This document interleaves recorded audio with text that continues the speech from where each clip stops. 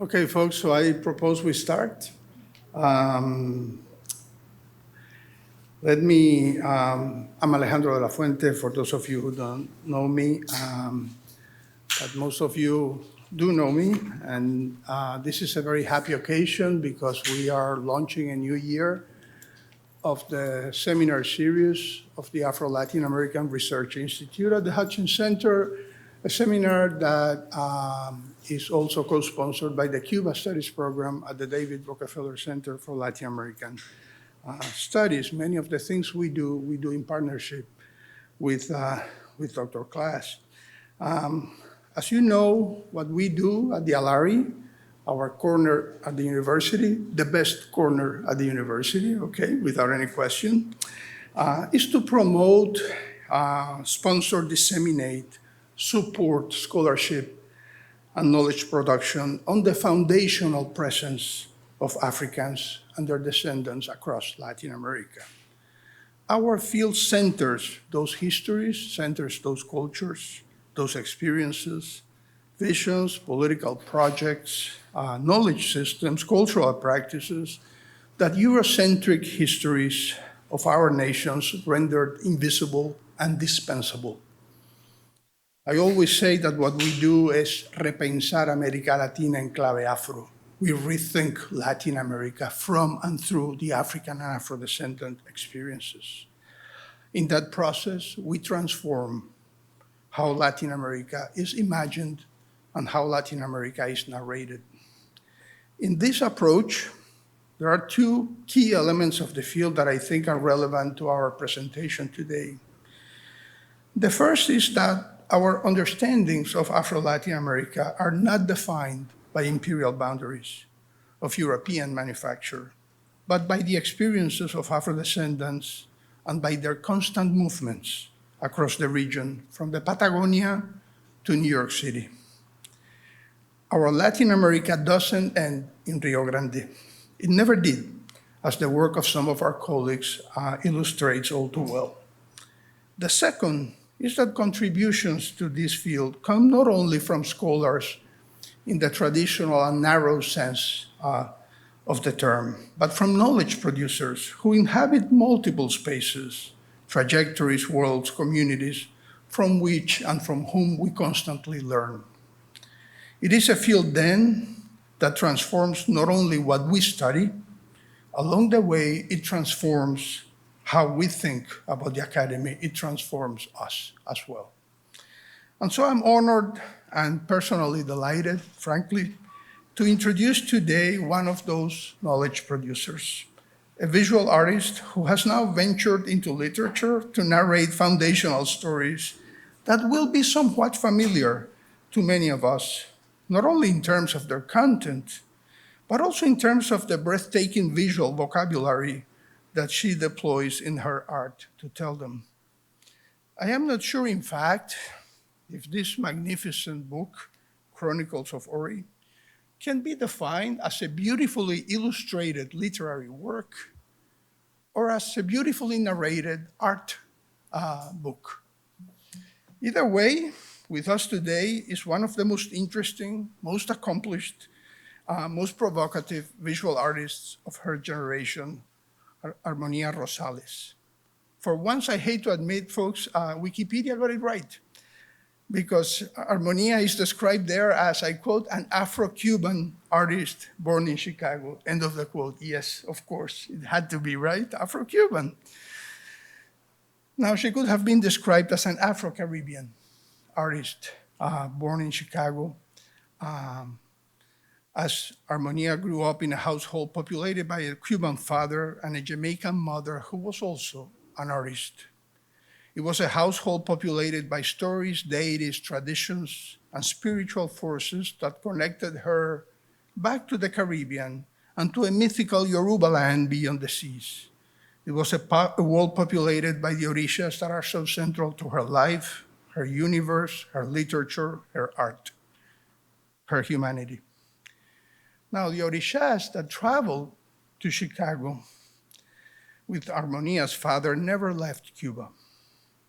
Cuba was at the time an atheist, Marxist-Leninist country, in which religion was defined as the opiate of the people.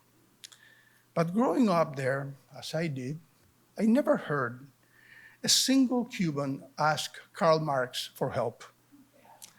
Never, not once. People turned to Elegua when obstacles in someone's path needed to be cleared. They turned to Yemaya, Yemanja in Portuguese, La Reina, right? The queen of the seas, whenever a family member took to the seas to emigrate in rafts to the United States. They turned to Oshun whenever lovers did not perform or were not as cooperative as they should be. These orishas continue to resonate with us, Karl Marx notwithstanding, because they lived in knowledge systems, traditions, communities that never went away. Colonial authorities failed to uproot them. Republican modernizing actors failed to uproot them. Modernizing bureaucrats in capitalist Brazil and communist Cuba failed to uproot them. We have a saying in Cuba, governments come and go, los orishas siempre se quedan, the orishas always stay. They do, and they thrive, even on the frigid shores of the Great Lakes in Chicago, which is the ultimate proof of resilience, folks, right? So it is that presence, it is that ongoing life, it is that persistence that Armonía celebrates in her work. In her book, Quoting Oya, she issues an invitation, which I want to quote. Walk alongside me as mortals and gods once walked together. And let me tell you the history of the orishas, of our rise, our battles, our fall, and our persistence. Through my words, we can relive the moments that defined us and witness the enduring fight that propels us forward. Thank you, Armonía, for this invitation to walk with and alongside you in your magnificent journey. Thank you for making a stop here. We are happy and honored to accept that invitation. Please welcome La Cronista de Ori, the chronicler of Ori, Armonía Rosales.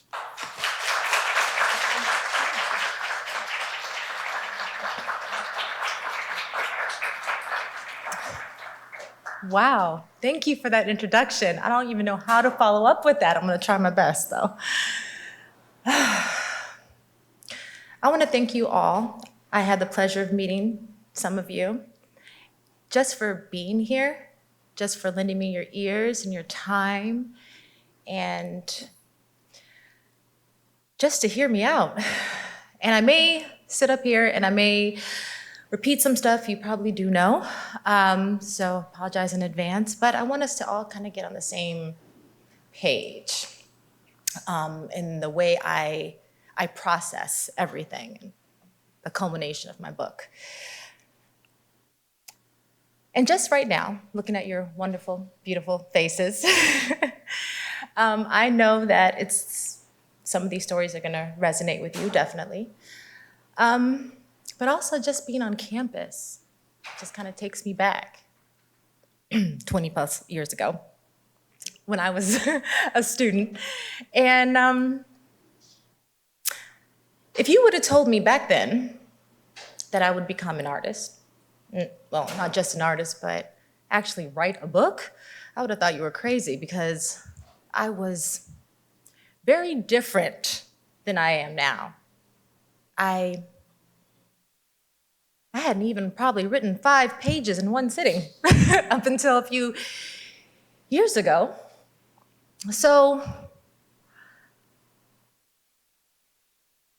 we all are transforming consistently. We all are evolving. And that is what I would like to talk about, how I evolved. So when I began constructing this, for all simplicity, Black mythology, apart from my actual art, but into writing form, it was a passion that was ignited inside of me. And it's amazing what we can do when we're passionate about something, we can accomplish anything, things that we didn't even think we could. Like this book for me, actually sitting and writing. Now, throughout my exhibitions, people were saying, oh, I want a compilation of these stories to read, but it didn't come from an idea to an actual physical thing until that drive, that passion in me, until about a few years back. I had an exhibition, and a woman came up to me with her child, and she came from out of town just to see my exhibition. And that warmed my heart.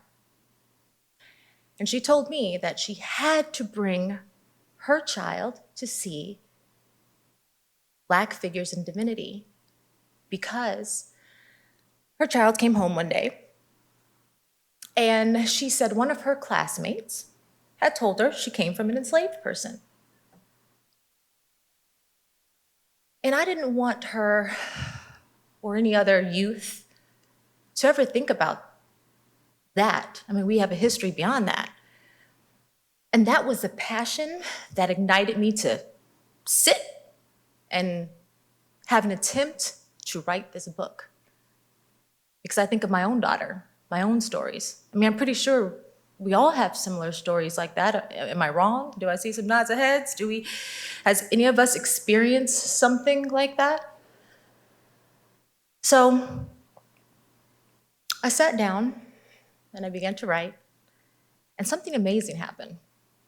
First, I was jotting down like stories I knew. And then I was realizing these myths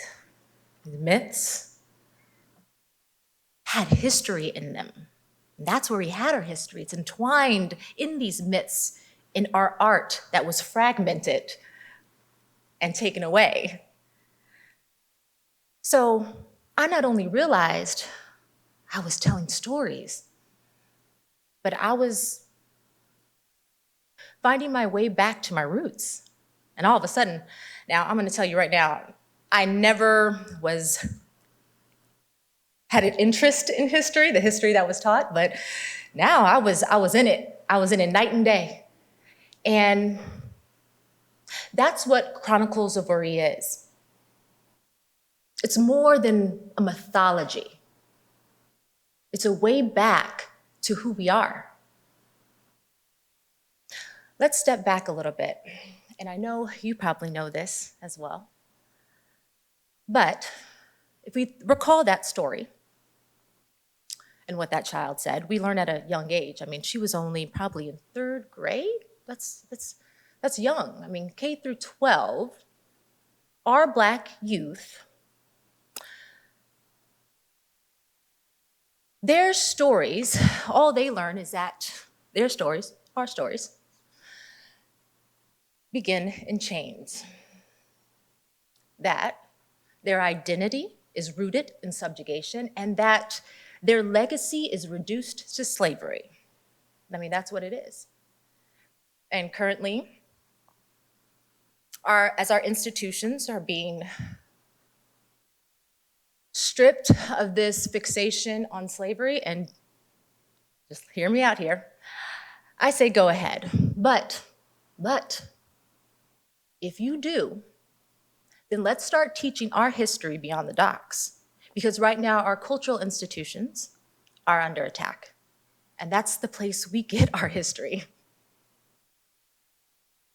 And they call it politics, which is just another attempt to silence us. And as they do so, I'm not surprised, and I know you probably are not surprised. I mean, this is the same cycle of erasure that has defined America's relationship to Black, Indigenous, immigrant, and queer stories for generations, just in a different mask. However, I do believe cycles can change. I do. But it starts with us. I am Afro-Cuban, first-generation American on one side and a product of immigration on both. I come from whew, loudness, spices, color, contradictions, and this inherent mythology that has survived across the oceans. And yet, I grew up in a country obsessed with the great white wall of art history, which is only another visual wing of a much larger archive of erasure. And there's something about your stories missing in museums and in institutions, perhaps film screens, that you begin to write yourself out. You begin to craft this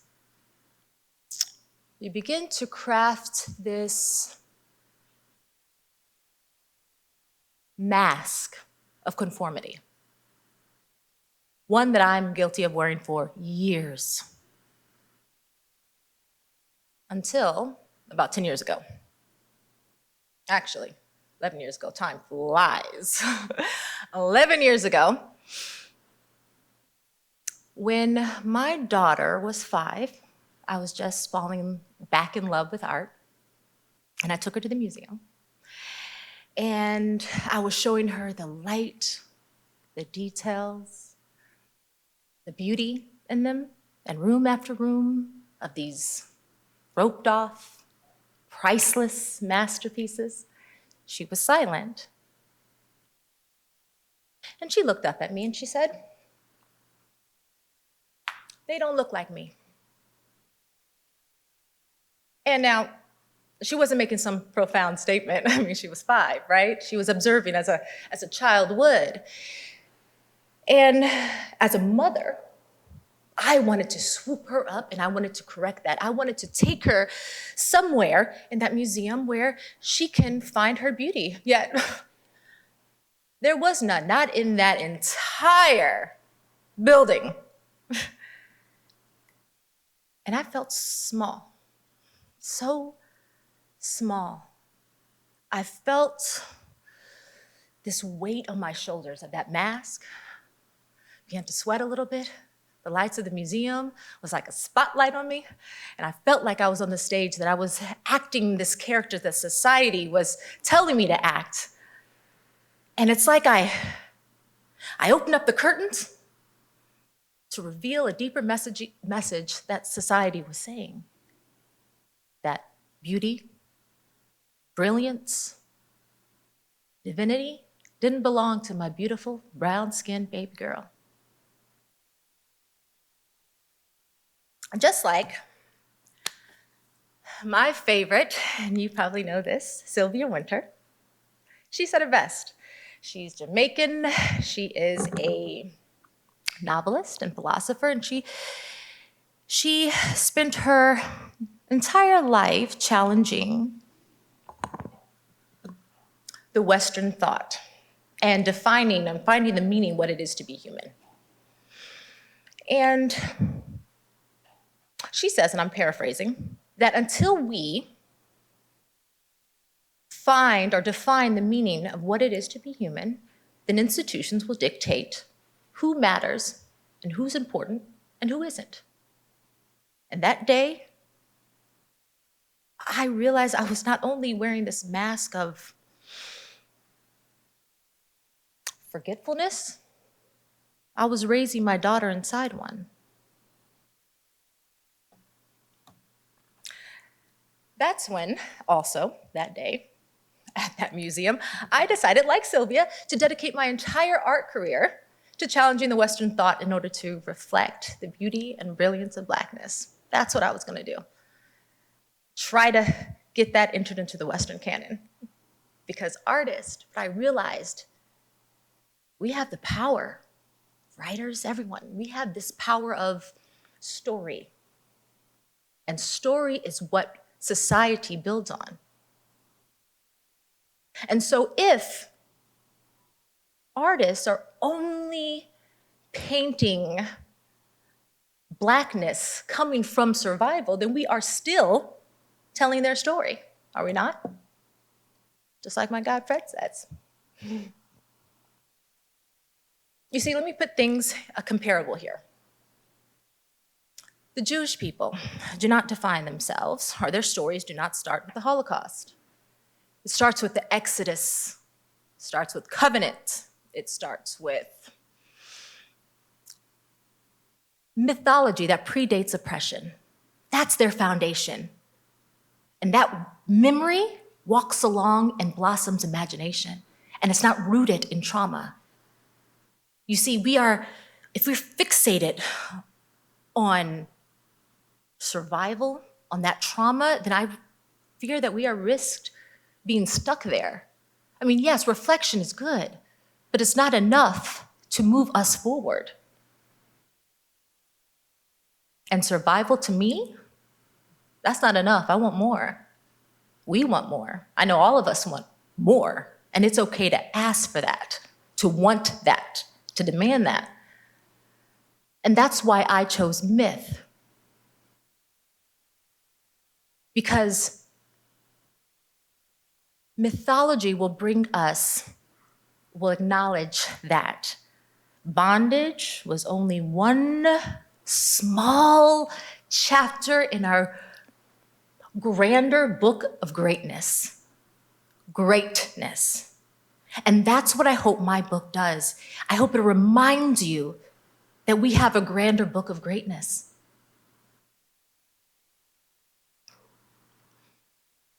And it's something about mythology, our mythology specifically, that has been stripped and silenced, and our God stories just taken away. And you know, there's a reason behind that. Did you ever think something that they're fearful of? It's the power in it. It must be really powerful to do that. And yet our gods survived.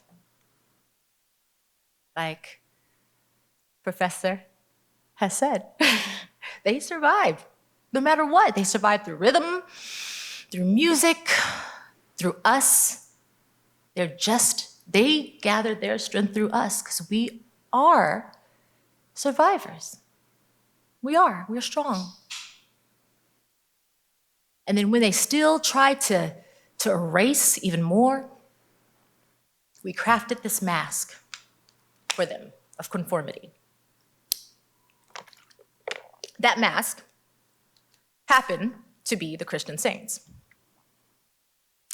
And we hid them so well, Yemaya became, instead of the mother to all in all purpose, she became the mother to one, Mary, the chosen one. We have Chango, who is nature, who is uncontrolled, who is powerful, became Santa Barbara. We have Ogun, the life force that brings, the conduit that brings water to every living thing. What's in the soil, what's in our blood, this undefined thing and reduced to a human, St. Peter. And it could go on and on and on and on. And so they wore these masks. We did it so well, so well, generation after generation, forgot who was behind the mask, and all they saw was that mask. And so what I'm hoping that this book does is tell that story so they can finally be unmasked and walk amongst us out in the open mainstream. And now I'm not trying to homogenize Blackness, okay? Let me be very clear about that. But we are so caught up in the weeds of action and reaction and separation and saying that, oh, we're not African, we're not African American, and we're getting so stuck on we're not this, we're not that, and keeping us separated. This is exactly what they want us to do. Unfortunately, right now, we don't have the luxury of saying we're anything else because we have one shared oppressor, and that's erasure.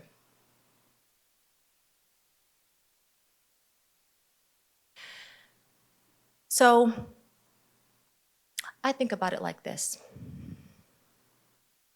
let's visualize with me, because I'm a visual person. I should have gone to a Montessori school. And this is how I visually understand things. Think of a tree, okay? Think of the most beautiful, big, luscious tree you can ever imagine, all right? Now let's focus on the roots.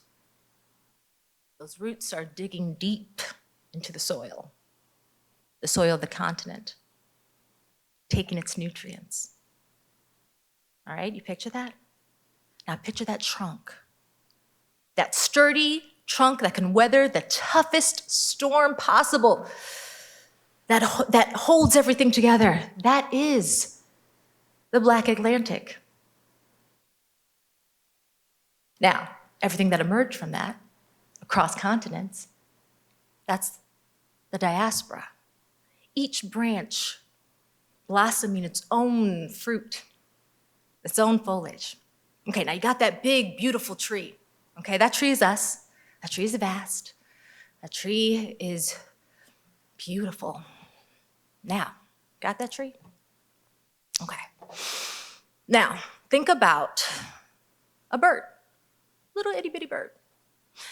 And it poops on that tree. It poops out a seed of a strangler fig. I know this is your favorite. It poops out a seed of a strangler fig. And if you don't know anything about a strangler fig, it needs a host to survive.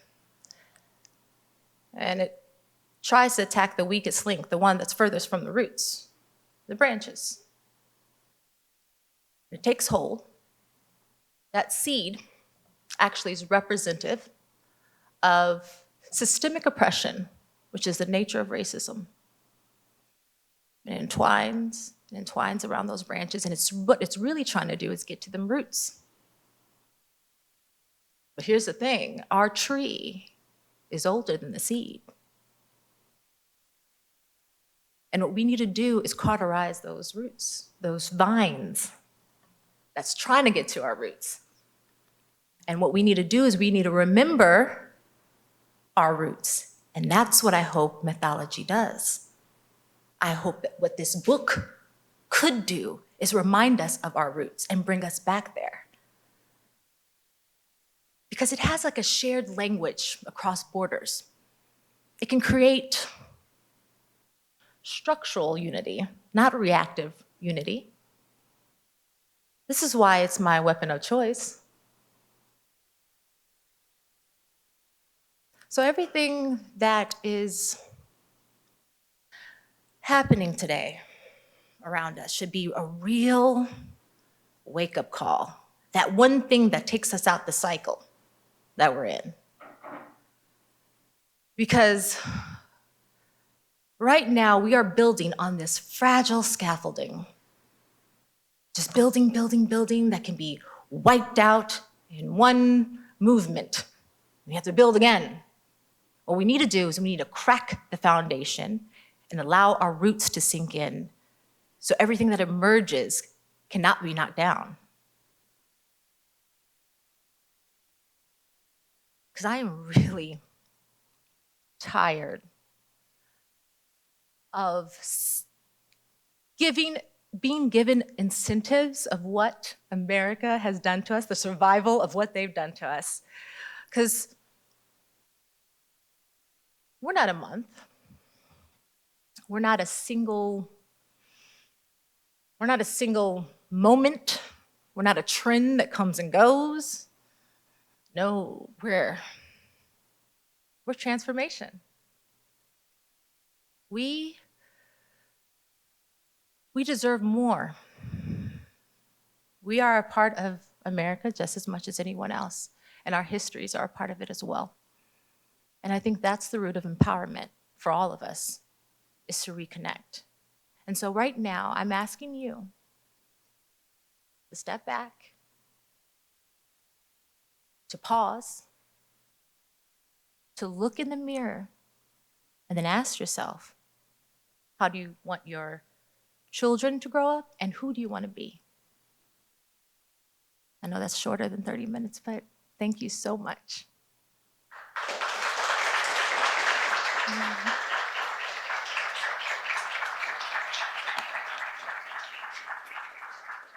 So, thank you, Harmonia, for making us stop here. Thank you for giving us the opportunity to chat with you. We wanted to do this in this format instead of the usual format of Thompson Room, which is full of lines of chairs, so that we could have more of a space to have a conversation with her and to explore questions that may be of interest to any of you. So we're going to open this to your questions, and please, as you ask a question, if you could introduce yourself, that would be great, so that Harmonia knows who she's talking with. Okay? So who wants to start? This is like in seminars. Who wants to ask the first question? It doesn't have to be a memorable question, folks. Okay. That was an amazing talk, Harmonia. Thank you for your work, and I'm in love with the design of the book and everything that you are putting together. So thank you for inviting us to think through these stories and to propose this methodology. My name is Aurora Vergara. I am a visiting scholar here at Alari. I used to be a sociologist, director of a center, and former Minister of Education. And I see this book in schools, I see this book creating new paths to think about the importance of remembering our roots. Where do you see this book after October 14th? How do you want this community to help you spread the word through Latin America and across the US? Well, I hope that you can incorporate it in each talent that you have, whether it's teaching, whether it's writing, being a part of your individual missions. That's all I hope for. And in the grander vision, I actually hope for it to be sitting right alongside Greek and Norse mythology as well. You think the book will circulate the same way? I've been thinking a lot about that since I got the book. I had a chance to read galleys of this book several months ago. I got them from Harmonia at her studio in LA when I came to see her. And I've been wondering how this book would circulate in the US versus Brazil, Cuba, other areas of Latin America. And along with that, I hope the book will be translated to Spanish and or Portuguese. It will. Okay. Do you expect, or do you think the circulation will be that the book will do the same work in a place like in the United States that it would do in places like Brazil or Cuba? You mean, I think this works. Yeah. Are you meaning that it will become mainstream? Will it be received the same way? Will connect emotionally to people the same way? Books have strange lives. It does. You let them go, and after you let them go, you really never know what Right. happens to them and how they live and where they live. But many of the stories here would be very familiar to even to non-initiated people in places like Brazil or Cuba. You say Yemaya, everybody knows what you're talking about.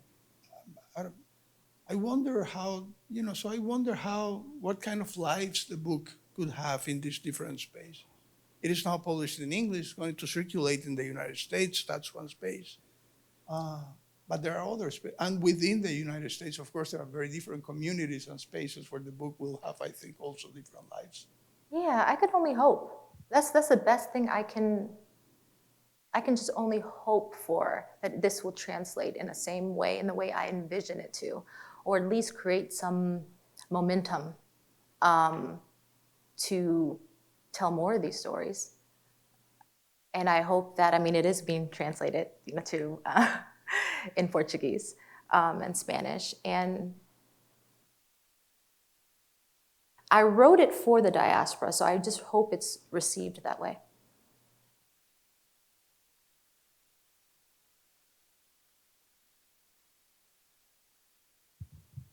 Hello, thank you so much for being here with us. My name is Thiago. My question is, if you can tell us a little bit about the process of research for your book and also comment on the why you chose this title, Chronicles of Ori. Thank you so much. I told you, I warned her that she would be surrounded by a bunch of nerds here. I love it. told- I love it. Since I talked to her in LA, I told you, are you ready for this? Don't she? Okay, so let's start with the title. I called it Chronicles of Ori because these are the stories of the mind, right? It's how we preserved their memory within us. And this is why there's so many different versions, right, across everywhere. And so Ori, how I define it, that's our destiny, right? Ori is that guiding voice to take us there. And I wanted to run with that concept in the book because if these stories, me choosing one, and I know the community is always like, oh, that story's not right. It's this version, it's this, and this is not this Orisha, it's this Orisha. There's so many things that, since they are movement, they are living things, they're able, I had to tell it from various versions in a way where it connects to a linear narrative, an overarching narrative. So I chose stories from there, which comes from all different areas, Caribbean, literally everywhere. And I try to tell the histories all around, at least enough to represent around Africa, not just sticking to Yorubaland and what it is today, but really expand upon it. That's where I started. When I wrote it, I was like, all right, let's expand. You know, Greek mythology is we create the world, so okay, we create the world too. And this is our worldview. And this is where we were. So that's like my beginning. This is why I call it Chronicles of Ori. And then one thing that you should know about the book is I really steep it in symbology and metaphors, just like the tree I talked about. So you'll see the strangler fig. It'll talk about the garden, and that garden is your head, right? When it's clear, when it's balanced, it creates a beautiful garden for that Ori, that voice, that God in your head, to live and speak to you very clearly. But when it's trying to fight off and when the strangler figs come in, manipulation, control, all those things society is trying to tell you not to do, it can disrupt the home environment and disconnect you. And so I ran with that. Am I telling you? And so what happens is, too, what's interesting, and I said before, like, when I was really diving deep into like finding, like, okay, if these myths hold a little bit of history, where do these histories come from? Let me start searching, you know? And it's so fascinating how much, like, you can learn from mythology. So, like, crazy. Did I answer your question? Okay. Hi, thank you so much for being here. My name is Rosalind. I'm an undergrad student here at the college. And my question follows a similar vein. I was just wondering, on the process of writing your book, what would you say was the hardest part, and what would you say was the most rewarding part? The hardest part is I wanted to know the beginning, middle, and end before I wrote it. And that's probably how you should do that. So don't if you ever think about writing a book, don't do as I do. It felt right to do it this way. So I wanted a beginning, middle, and end. But it was very similar to how I create art, right? I go for one concept, and then it morphs and takes a life of its own, and it leads me somewhere else. And it's like, oh, okay, I'm just surprised at the outcome as anybody else looking at the finished work. That's how it was with the book. So I was like, all right. I kept pausing and like, okay, I can't start it. I know my husband was like, you wrote 8 pages today? I was like, no. And it was so frustrating because it's like I had to get it right in my head before I started just hashing it out. And I was like, you know what, I'm not gonna wait for the right concept in my head. Let me just start writing. Let me just start with the stories I know, everything I painted. And what's interesting is I didn't realize my entire career, I was painting the story. I had Eve, who represents the diaspora, and I was telling the story visually. And all I needed to do was connect the dots with history. And so it just started to flow. It's like puzzle pieces. You begin to see the picture as you're putting the pieces together, and it kind of wrote itself.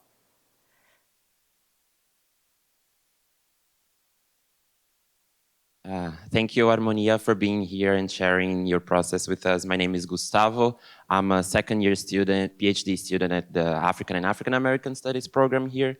And as you were speaking, I remember a Yoruba aphorism about Ori that says the following: Ori eni ni uni joba, which could be translated as one person's head can make them a king or queen. Absolutely. And as you were speaking, this came to my mind because this aphorism translates to me as the secret for your success relies on your mind, on your own head. And considering in the Yoruba cosmology that Ori is the individual deity that administers with the ancestors whatever it's our destiny on earth, how do you see your work as an individual chase of this realness within yourself, but also a collective one? How does those things overlap? The usage of Ori as an individual deity that keeps the secret for our success, but also the existence of a collective Ori that together brings the success of our people, as you were explaining. Yes, I love that. It kind of reminds me of my dad's favorite Spanish quote, actually. Es cada cabeza es un mundo, which is like every mind is a world. And I love that quote because that's what it is. I have a whole thing here. But what's interesting is I wrote it for me, for my daughter, and you'll realize that you have other people in this shared experience. Like there's so many. And so everything that comes from me, my artwork, this book, I do it for myself and what I want to see. And then I realize more people want to see the same thing. And that just reaffirms that we are connected. And that's what I hope, again, this book does, is it connects us. So yes, I'm writing from my Ori, but that Ori is still connected to so many. Just our roots is the best way. Did I answer your question? Because sometimes I could sometimes just go off and not answer the actual question. Yeah. Thank you, Harmonia. It's a pleasure to have you here and an honor to know that such sophisticated and careful artwork is coming into the world through what you're doing. So thank you for being here, and it's an honor to have you with us. My name is Amber Henry. I'm an assistant professor in the department and faculty member of Aladi. I have a question about your attention to mythology. Mm-hmm. The power of myth is that it makes us forget that things were and are made, and naturalizes the way things are, right? Naturalizes an order. So I'm curious, through your work, what are some of the visions for the world that your art is communicating? What are some of the messages that you're transferring to your daughter and others? What are the messages in this vision, this order that you're communicating through the artwork? That your voice is powerful, and it's needed, and it's important. That's all I ever want. I want it to empower. And what I love about mythology is that it can look at things at a very macro level. And so it can describe feelings and emotions that we all feel. And yet you can, since everything is, I feel like is one big cycle, is that no matter what it is, if I'm saying you can break a cycle, no matter what it is in your life that you're in a cycle you can break. So I really try to speak like from here rather than from here, like I try to zoom out. And so when I'm describing about the power in voice, the power in our identity and preserving that, then that speaks on so many levels. And I could do it in a way with mythology because I can explain these really complex, complex things that are happening that's very relevant today in a way where it's understandable to most. Am I kind of getting, are you understanding? It's really hard for me to, you're saying, you're asking, let me make sure it's clear. You're asking that, why choose mythology in that sense?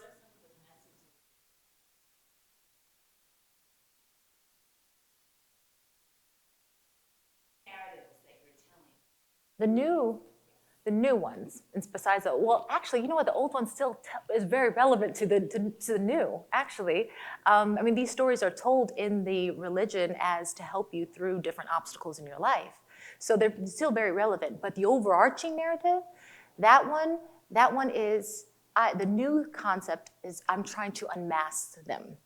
So I'm telling this mythology of them being hidden, being masked, this overarching concept of they ruled the world. We were great and grand, and we are great and grand, but then they became masked. And so that whole concept is it's more question than anything. It's like, what will the world, what will our future generations be like if these gods are taught in schools? We are taught that greatness, that we were always great before bondage, right? I can't say because unfortunately this book is not out right now, but could it change? Could it fix a lot of things? If we focused on getting this history beyond the docks into our school systems, not only will we see each other powerful, right? But the world is forced to see us that way as well. And I really do believe it can create change. So that's what the broader, newer part of the mythology is you're speaking about. I try not to veer from anything else, but with my research, if something did not sound right in the story, I look towards cosmology of how the world, came to be, and that's where I got like, okay, well, it couldn't be this God, because this God is the soil. The soil wasn't here when the earth was here, like if we think of that theory, so who came first, And I started like really, that's where I kind of use my creative license, because it's interesting creating like a modern mythology in this time. You can't say certain things that we have science now and we understand. So it's like, okay, how am I going to change this so it's not going to go over, like people are going to be like, oh, this is just a frivolous little tale. But it's actually, oh, okay, like it's for the modern times and just for the modern knowledge. Yeah, thank you for your presentation. My name is Kaina. I'm at the Divinity School, and I'm from Venezuela, so I grew up in this religion, and I feel like the way mythology is kind of internalized and then kind of put back out into the world, like internalized by the reader, the listener, and then put back out in the world when you live in the religious space is like maybe you come to different conclusions than if you were kind of someone from the outside maybe looking in, or someone from the United States looking in and also applying your own sociocultural context. So my first question was a little bit about, like, maybe if you could say at a more granular level what your research process was, and especially like as it pertained to engagement maybe with santeros, people in candomblé, people in the religion. And then my second question, actually because of what you were talking about, was I do see that you make some nods to syncretism in the book, and you incorporate like some images of the Virgen, and also like the painting style has this kind of European element to it. Can you talk a little bit about syncretism in the Caribbean, like as a kind of genius of African technology, as opposed to like, and how it was sort of used not to mask, but maybe actually to decenter the saints in Catholic narratives and bring them and incorporate them into African narratives of the South?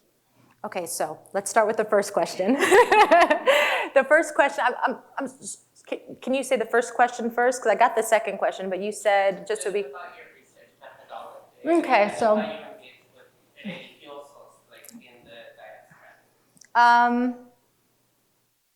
I'm a part of it, but what I felt was important specifically for this book is to have the world, people outside of it, understand it in a way where who are these, without getting caught into the details of the more important thing I thought was not explaining the religion itself, but that to unmask these gods first. You know, everything happens in like layers to an onion. You can't like come out with, this book would weave you and you would be a labyrinth and you can't really like focus. So I'm like, okay, let me start with, let's acknowledge them, let's unmask them. Now we can go deeper. Now, if you want to go deeper, we can do that. You can do that. But everything that I did was independent research. And I focused more on the histories of the kingdoms, the empires, instead of the histories of the actual. But here's the thing, and this is why I hate calling it mythology. I actually want to call it, and there's this term, Afropantheology. And I love it because mythology is mixed in with still the religious aspect, spiritual. It's all encompassing, and history. It's still there, you know? And that's what I just have to call it, unfortunately, mythology in order for bookstores to categorize it. You know, I have to play the game a little bit in order just to get it into the Western canon. So, you know, so people can understand. If I dive too deep, people outside will be like, okay, wait, this is too much. This is why these stories have been living singular, and why I feel like it was harder to mainstream them is because they weren't put together in a nice linear package like Greek and Norse mythology. So that's what I had to do first. I had to get everybody on the same page first, and that's what I did with this book. As your second question was? About syncretism and maybe how you think about syncretism. It's kind of subtly incorporated into your product of African Yeah. and the religious. Yeah, it's this. This is why the grander show I'm working on is called Transformations. The book is called Chronicles of Rage Transformations because I'm playing with this idea, the duality of transformation, right? It could be forced, or we can actually. This is a way of like survival that we do willingly. And so when we talk about synchronism and how we did that in order for them to survive, we also did it in a way because we have to talk about the violence that has happened as well with practicing, with worshiping, or these gods. We weren't supposed to.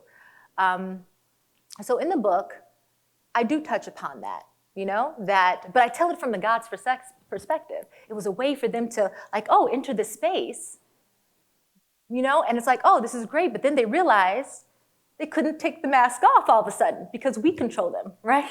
So it's like, wait a minute, this is all fun and games until, oh, wait a minute, and they're losing themselves and they're trying to find their way back. And so that's part of the book. I really try to tell it from as if I'm them instead of a specific person, but how they would feel, give them some life, have them touchable, have them, yeah. Hi, Armonia. Thank you very much for your talk. My name is Aitor Bozo, and I'm a lecturer of Latinx Studies here at Harvard. First of all, that was a wonderful presentation, and you're such an amazing storyteller. That's why I'm really looking forward to reading the book. But I'm also really interested in the art making and the kind of materials that you use because they are breathtaking. And I've taught your work in my classes, and all my students are always really surprised by your work. And also the materials that you use, because I think you also use gold sometimes. So I was wondering if you could talk about that. Yeah, and actually, I'm gonna flip through some that I have flipped through, if that's okay. Okay, so this right here is Ori. And I use gold a lot in my work because of two things. Well, it's beautiful, it reflects the brown, dark skin tones very beautifully. But it also is, everything I kind of do is a deeper meaning. So the gold is in reference that our bodies are worth more than gold. There was this, what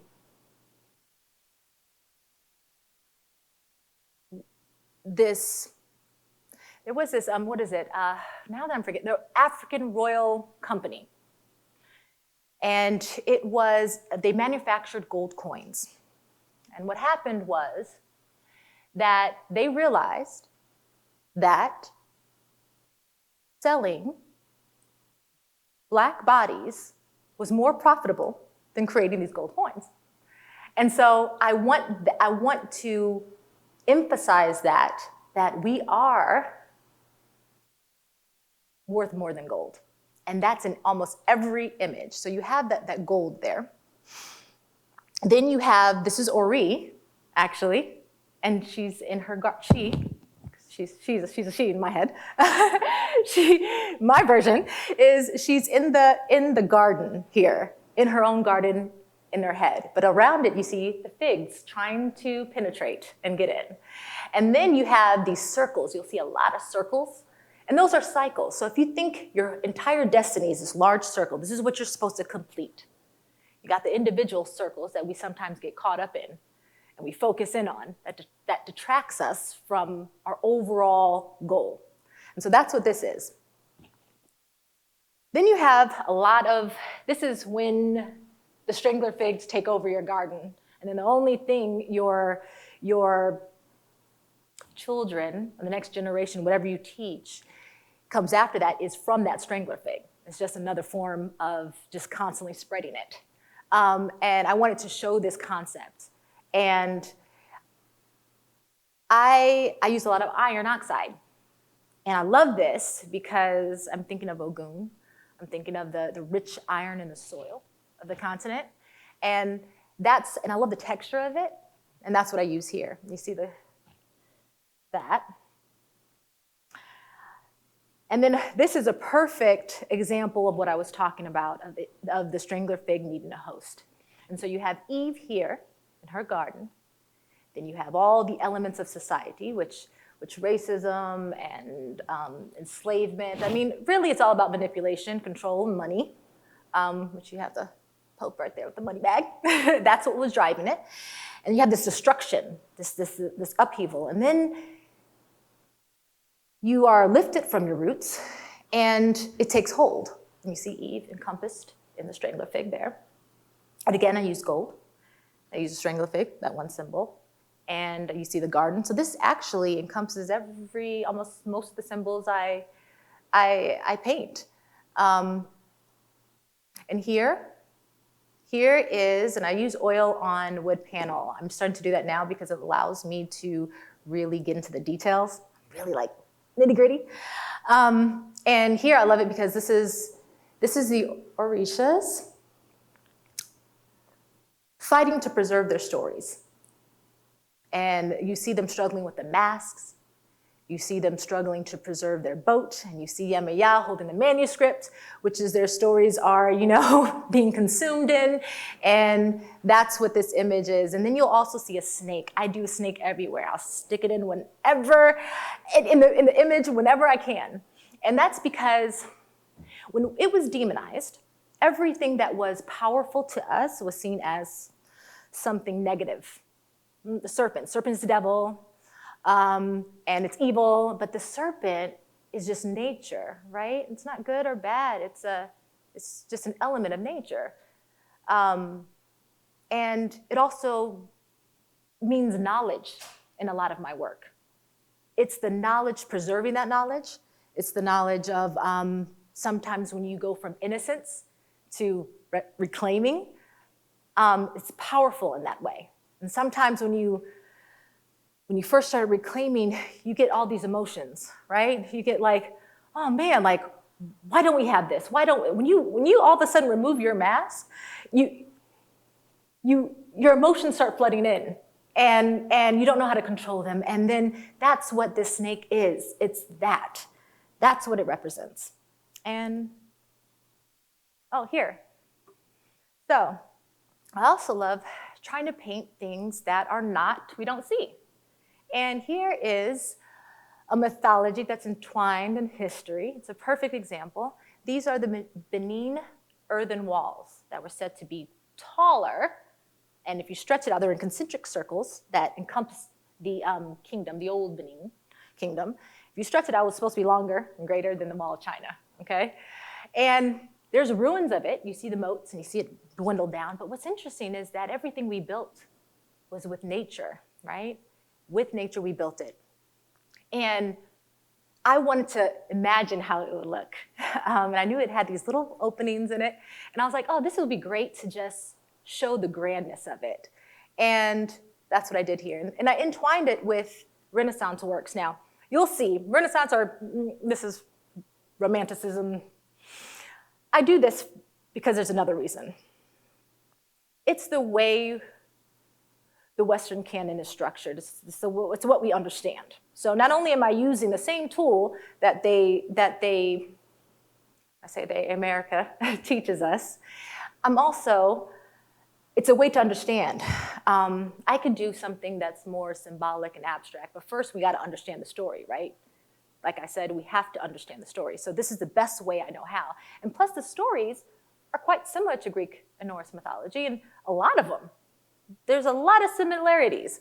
And so I wanna show me doing this type of work is comforting. It provides a comfort for people who who don't understand this, who have learned that, oh, this is demonized, this is bad, this is sinful, you know? It makes it like, oh, I know this painting.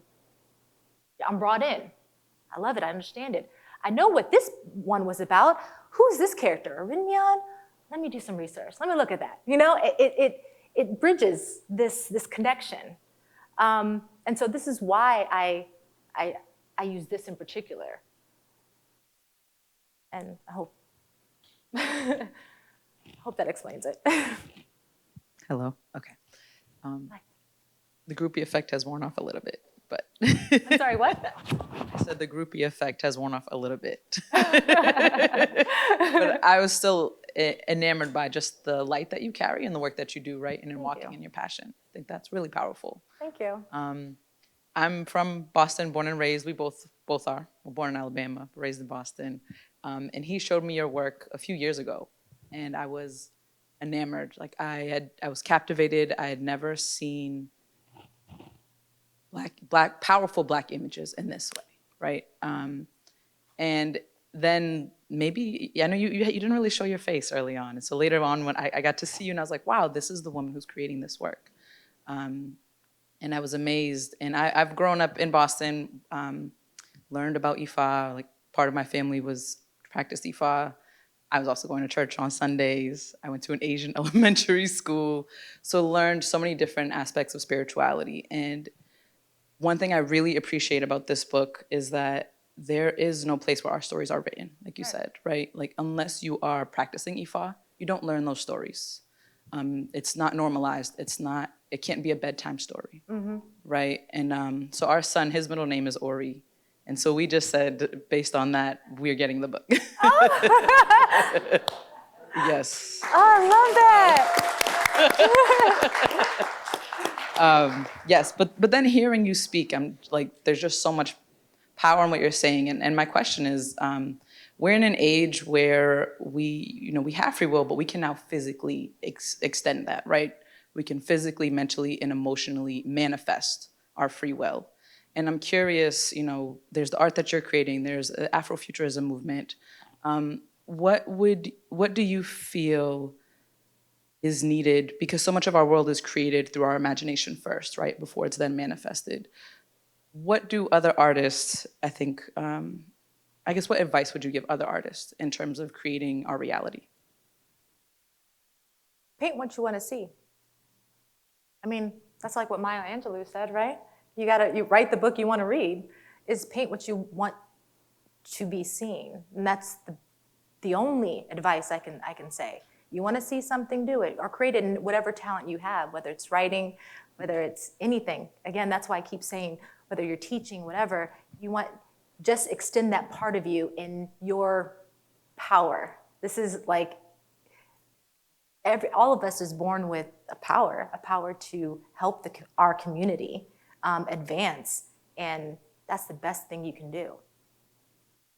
That's my advice. And stick to it, because there's going to be moments of times where you just want to give up, times where it'll be trying. That, I mean, God, not too long ago there was an article saying that, hey, Black figurative work is out. Like, what? No. This is why I say that we are not like this fad or moment, you know? Let's keep on. You have to not look at that, and you have to just soldier on. Really stick to it. And that's it. Hi, my name's Jesse. I'm a professor of history here, and I wanted to first thank you for being with us and for your incredible stories, and also to follow Professor Busso's request that you talk a little bit more about the images with us, because I think they are so compelling and arresting, and really we could spend just a whole day on any one of them, and I think just get more and more and more out of them. I really appreciated what you've already said about them. I'm now even more educated about what you're doing with symbolism and particularly gold in these. I wanted to ask you about some other things that I think I'm seeing and that I really would like to hear what you think about, right? So you told a story about a conversation you had in a museum, and I feel like some of these paintings are conversations with the museum, right? Sometimes it's a model that I recognize the exact painting from. Sometimes, as you just mentioned, it's a style. We know romantics liked mythology, you're painting in that style. I'd just like to hear you a little bit more about your process. Are you intentionally choosing specific styles or compositions that are going to be familiar, or are you kind of going back and forth between individual paintings that will definitely like know what the quotation is and what the wink is to unsettle them, or is it really just depends on the instance? So I'll ask all of the questions. And then I also see historicity, right? Like you told us that you do history research, that you found history in the myths, but also looked to history to try and figure out what the myths were about. And this is the perfect example, right? Like it seems to me that you are intentionally showing us or indicating to us that you have, in addition to like taking over these styles or forms or compositions that seemed to belong to others, you're now filling them up with real images, not with, I mean, it is your imagination. And so I wonder about that in two ways. Like, are you doing, like when you think about the Bending Wall, are you looking at historical images to try and find sources for that? And are you to me, although it's not realism, it is realism. Like every one of the bodies that I see in front of all of these compositions, no matter how abstract the composition might be or how it might be, a triptych that's kind of flat, the bodies themselves look alive to me. And so I wonder, are you painting individual people, or are these people also coming from your mind? Like, are there live models for all of these? Because it feels to me like these are people who are alive, right? And then the third thing I just wanted to ask you about is cloth. And I don't think I have to explain why I want to ask about it. Okay, the first question was choosing what to paint or what to be a comparable to, and it's more of just the story itself. I choose similar stories, not to rewrite history, but yeah, to sit right there, right alongside it. We are a part. We're not separate from it. We're the fabric of America and what it was built on. So it needs to be side by side, which I love, because museums now are placing it, not in the modern area, but right next to these Renaissance works, which is like, wow to me, because they want it to be in conversation. Okay, you have this story and you have this story. And that's all I can hope for. And so it, just like Alejandra said, is that it takes on a life of its own, right? So I painted this to show the comparables, and now it's being presented that way. And it's great, because I really just wanted to show how similar the stories were. That's all I wanted to do.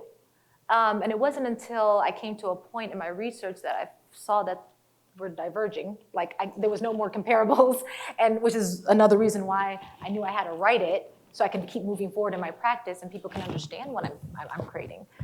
When it comes to the figures, most of it's from my mind. Some of it's because I'll get caught up in somebody's face, which is why I asked you to repeat the question, because I can get caught in the light of your, like, oh, I like how the light is shining off your forehead, and I see the different colors. I'm like, oh, focus, Harmony, focus. Okay, he's asking another question. So I captured this, and in fact, this person right here, the center subject, was a collector that had visited my studio, and I was like, you know what, I like your face. It's recorded up here. It's gonna probably come out in one of my subjects, and sure enough it does. But a lot of it comes from my head. I mean, I'm self-taught, so when I paint, I don't do it the way you're supposed to. You know, you start off with the lines of the face, where the eyes are. You need to know the angle. I don't do live models because I am an introvert. So me having to talk to a model or ask them is kind of weird for me. And so I'm like, all right, I'll just look at people and just stare at them and then record it. And like, oh, I like your nose. I like your eyes. And I like how the light is hitting it. And it'll be a compilation when it comes on the canvas. I've learned, because of my fear of communicating and asking models, is I've learned to create figures from my head. And so you never, if you look at them, it never is like one source of lighting. It's kind of like this, gives it this fantasy, dreamlike quality to it. And I know how to put weight or take a weight off a person. The only thing I do have trouble with is the male form, because I don't have, the muscles are different. So I use my husband. I'll tell him to pose for me, and then I'm like, okay, don't worry, I could change your nose, change your face. You'll see a lot of him in all of the male figures. And sometimes it's so funny because he'll be on the phone and he was like, I'm in a meeting. I'm like, I know, I just need, just tilt your head this way. And he's like, this is awkward. This doesn't feel right. I'm like, it's gonna look perfect though when I paint it, okay? And then with the fabrics, I love playing with textiles, because this is the thing. When you think about kingdoms and you think about the trade routes, which is another symbol I use is the snake, the golden serpent, which was a folktale in Ghana, and it took down an entire empire, which is kind of true. I know the true story of it. And so it's like, I'm thinking, okay, the golden serpent, that's a Sahara trade routes. That's what it's gonna be. That's what it's gonna symbolize in my book. But something with trade, with this exchange of cultures, I'm thinking, if you're a leader, if you're a king, just like today's time, you're gonna be like, oh, the silks from over here. I'm going to add that, incorporate that into my own textiles and combine it, right? So it's gonna be a mix of these textiles. And that's what I kind of wanted to play with. That was my imagination. So I had painted, I'm trying to think, like if it's in the route of the silk trade, maybe they might have silks. You know, let me really, I'm gonna expand so much on it because we don't know, unfortunately. We only know our history through the other cultures and how they experienced our kingdoms and everything, because they actually had the written word. So that's all we can go by, and that's how actually I learned about how the earthen walls will look like. I have this actually book about kingdoms before colonization, and it has this black and white image, and it was only of this opening. And I was like, oh, that's all I need. That's all I need to imagine. I could fill in the gaps in my imagination. And I have to say this, and I'm thanking my mother for this. She is a storyteller herself, and so every life lesson came from a story, and that was how I learned. And I realized that is kind of universal, right? Like telling stories in a certain way for all of us to understand symbolically, everything, that's just a part of me, that's just natural, you know? So she preserved my imagination. Thank you, Mom.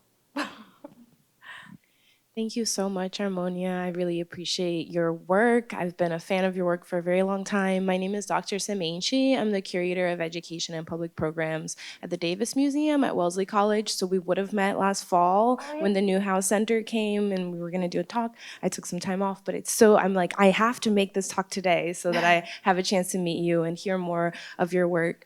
I'm an artist myself as well. I'm from Brazil, so I think a lot about Afro-Brazilian spirituality as well, and orishas, but working in a different style. A lot of abstraction, but like similar to your work, like every color has a meaning, every symbol, like, you know, everything has its place. And there's a lot of similar themes, like what you were talking about, those circles of our lives and understanding destiny, right? Like there's a lot of symbols that once you're part of Ifa or part of Candomblé, you start to understand the cosmology of our lives differently, our paths, and like what we're here for. Having said that, my question is about intergenerational memory and the body. How do you see that? How do you tap into that for your own work? How do you see the body as a storage of memory, even when the mask is still on for people? How do you find yourself navigating that, whether it's with interpersonal conversations with people in your life or with reactions to your work, navigating the stories that people don't know that they know, and the memories that are stored in the body, and then how do you tap into it when you're creating, right? Like, because painting is a laborious process that people don't always realize. Like, painting takes a lot of physical time and energy and skill. So like, what is that relationship of remembering while painting for you within your body?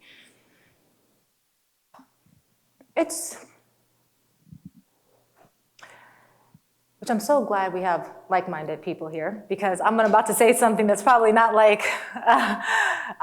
the best way I can describe my work is I have to feel it.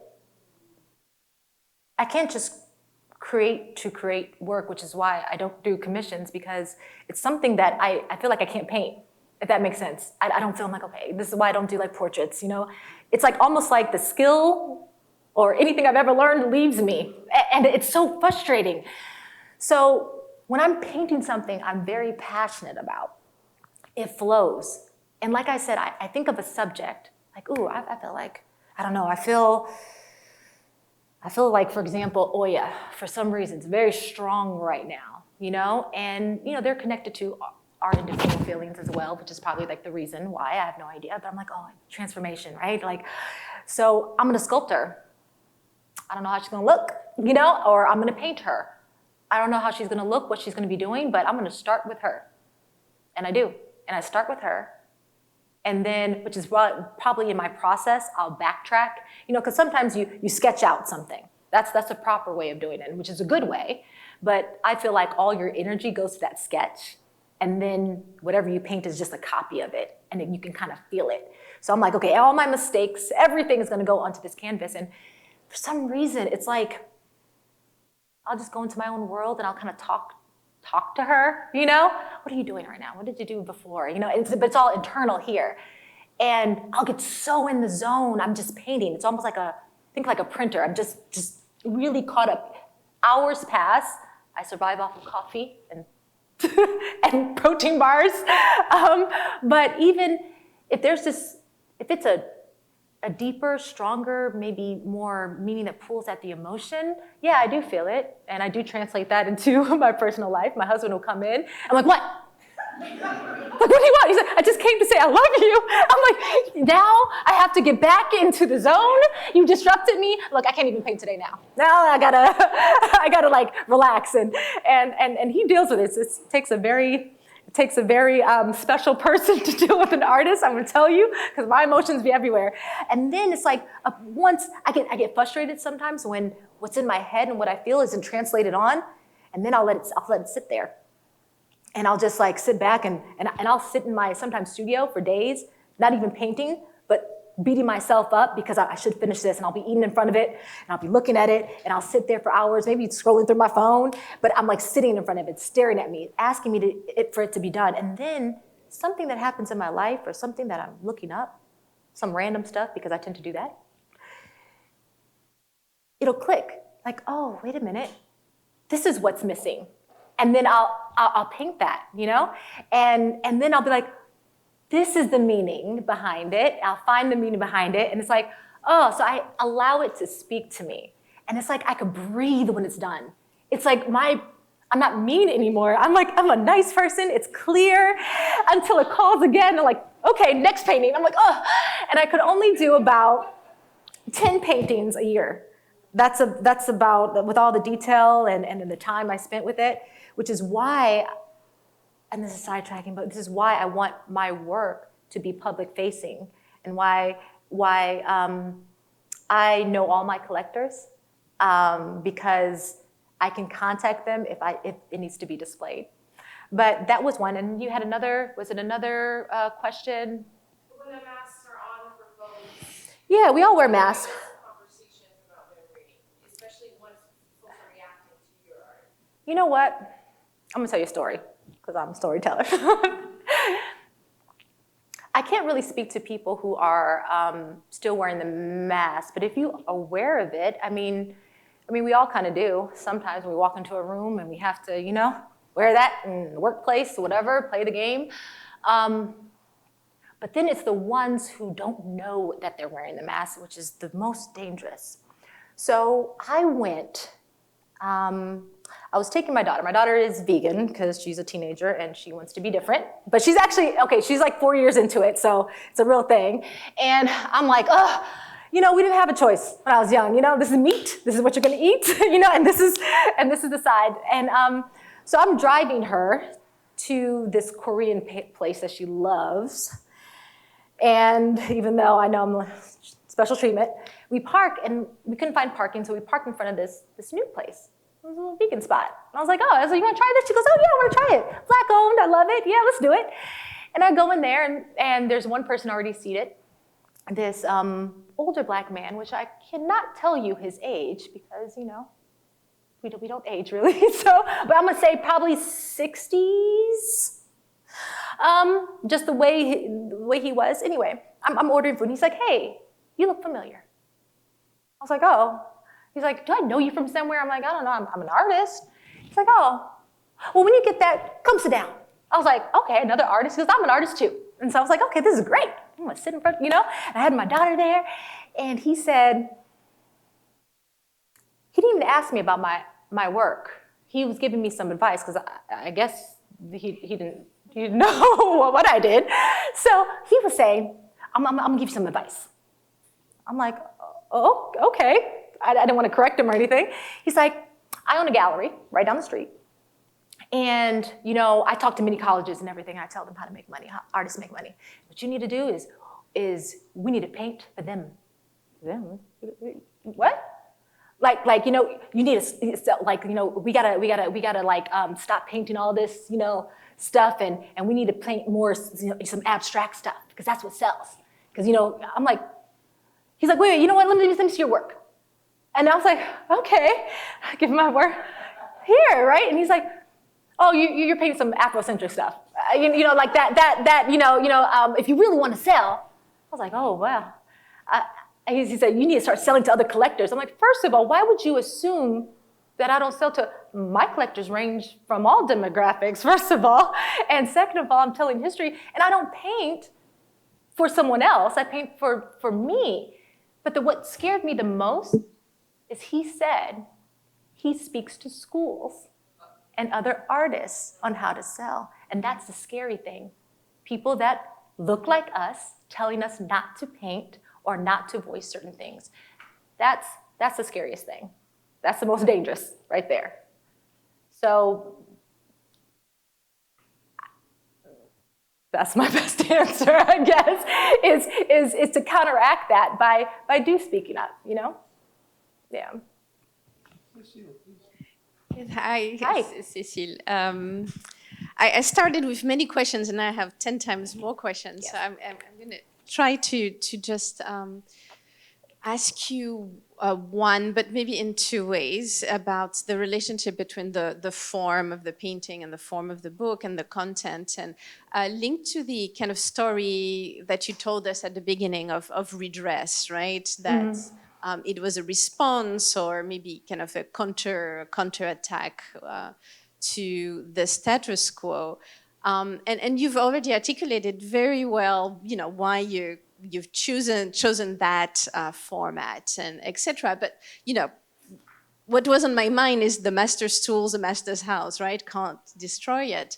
So, if you had more thoughts about that, about what, to what extent. So, do you think about? I worry about the extent to which the redress that you're talking about is implemented in like the artworks, which I really love. And another way of asking the question is also from the other perspective, that the images that you're creating and the stories that the book that you're writing, by its format, by the way in which it is taking the Afro-Atlantic mythology and turning it into that object of a book, right, is a story. It's a gesture of relation, right? It is both traditions, or many traditions coming together. And your paintings also are telling those stories of relation, of those 500 years of the slave trade is also 500 years of intense, even for sinister reasons, relationship and exchange and common growth between the different shores of the Atlantic. So how do you kind of hold those two sides in tension, like the binary separation that needs to address each other, and maybe the story of redress there that you're setting up, and then on the other side, the relation, right, the common destiny between all the sides? Okay. I got to understand this here. You're saying make it super simple that how do I say it one more time for me again? Yeah, I guess, to put it like really, in a very kind of stark way, do you fight painting with painting? Do you fight the book with the book? Oh, I got And you. then whose book is it? Whose painting is it? Like, who says that it's, European painting is European and not African? Because it kind of is both at the same time, and it's all, intertwined. I don't think you can, stylistically,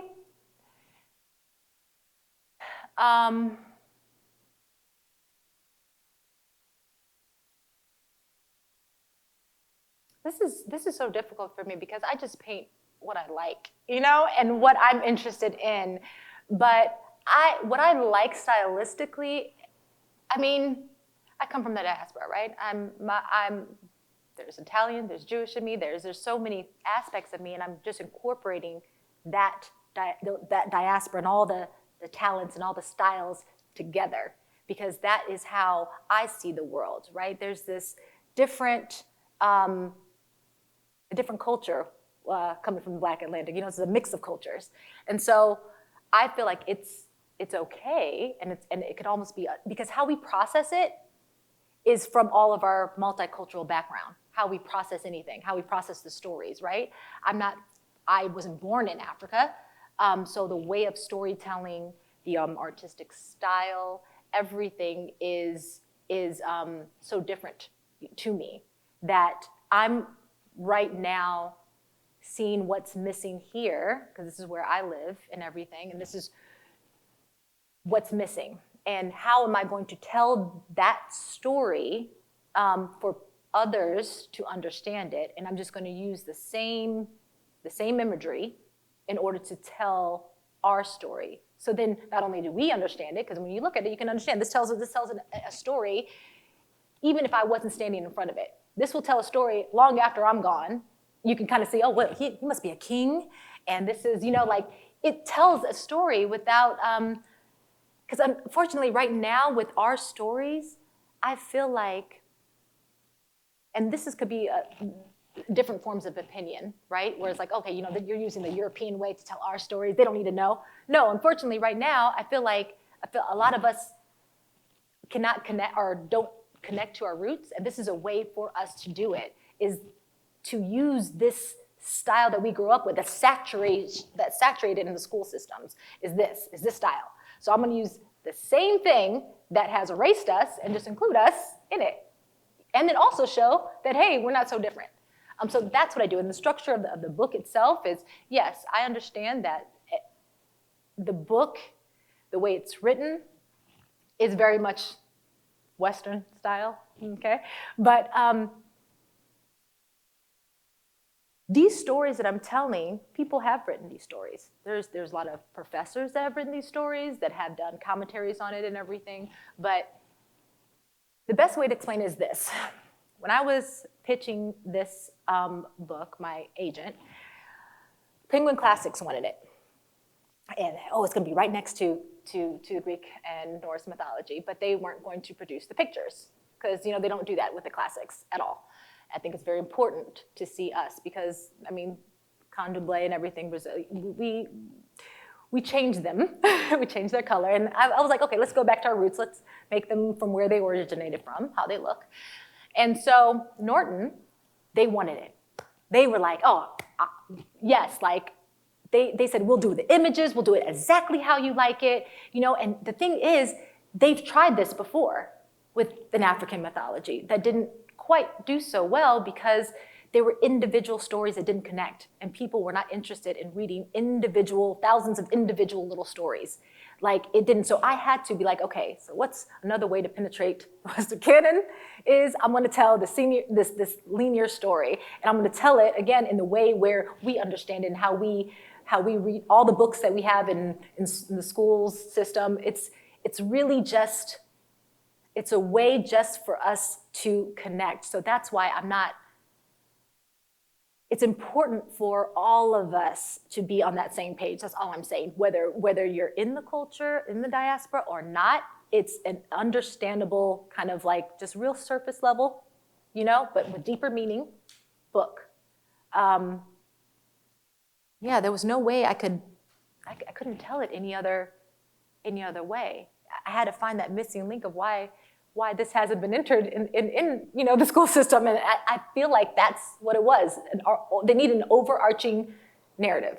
So again, I'm using exactly the tools they use to erase us in order to incorporate us back.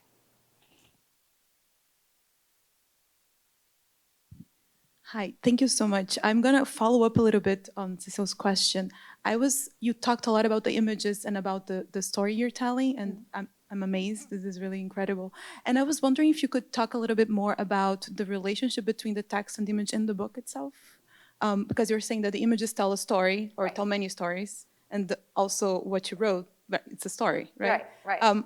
Are they telling the same story? Are they telling different stories? Can one follow the images and maybe get into a different narrative than if they read the actual text? So what I do is they can be attached to that story, but how I paint them is different. I paint them more universal, so they can, it's not tied to the story I'm writing, but also you can visually see it, and it tells a generalization of the story, not how it came to be or how I'm telling it in more detail. But they're very standalone. That's how I started off in writing it.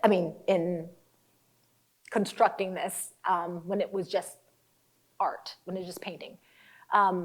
With the book, they kind of piggybacked off each other, but it started off with the work. Let me just tie that one to that one to that one, because I was always telling it mentally. So it goes hand in hand, but it could also stand alone. I think we have reached the moment in which we say thanks. But before we end, I want to also say thanks to Mara and to Bronia, to our Bronia, who of course helped us to put this event together. And I know they've been talking to each other and emailing each other for a couple of months in order to do this.